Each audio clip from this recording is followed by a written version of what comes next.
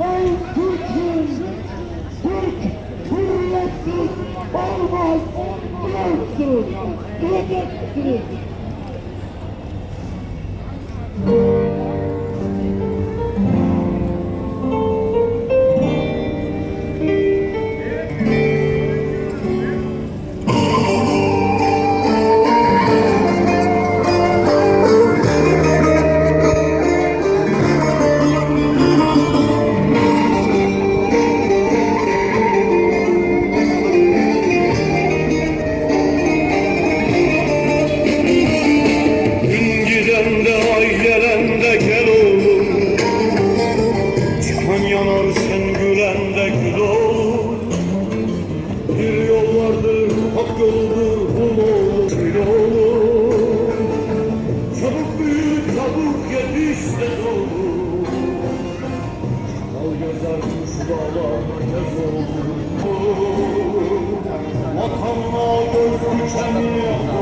Ayağınıza sağlık.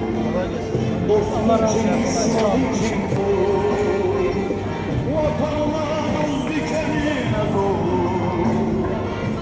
Dostun kim, düşmanın kimse zor. Tarihin şerefinle yaz olur, yaz olur.